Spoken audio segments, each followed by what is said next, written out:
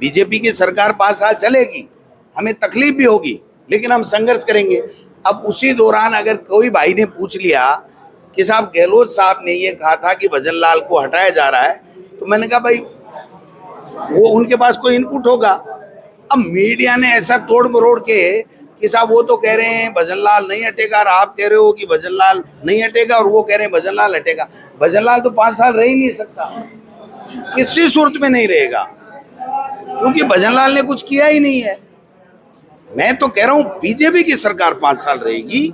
मैंने कल भी यही कहा था, आज भी यही कह रहा हूं, मेरा बाइट उठा के देख लीजिए कि बीजेपी की सरकार भी रहेगी, हमें तकलीफ भी होगी, जनता को तकलीफ भी होगी, लेकिन हम संघर्ष करेंगे और जनता के साथ खड़े होंगे। अब भजन लाल जी की पर्ची कब बदलती है वो तो देखते हैं। रंधावा जी ने कहा कि यूनाइट पार्टी आज चारों नेता एक साथ बैठे भी किस तरह से यूनाइट कर रहे हैं, और ताकि सर यूनाइट ये आपको दिक्कत कहाँ लग रही है?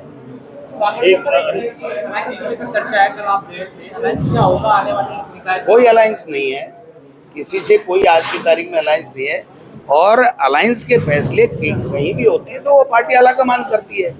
केवल हमारा मेंबर ऑफ पार्लियामेंट में एमपी के चुनाव में हमारा अलायंस था, इसके अलावा कांग्रेस पार्टी हर सीट के ऊपर जो भी चुनाव होगा उसके ऊपर चुनाव लड़ेगी और जीतेंगे।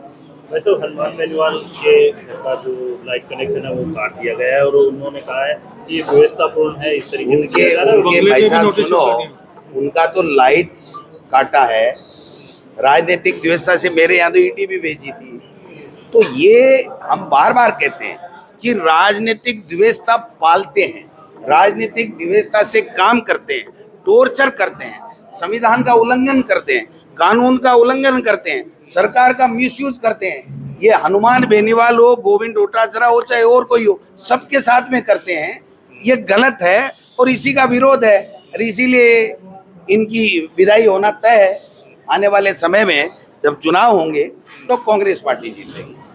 एक उन्होंने ये भी कहा है कि हनुमान बेनीवाल ने कि कांग्रेस के नेता तो रात को बीजेपी वालों के साथ बैठते हैं, बातचीत करते हैं। और कोई बात?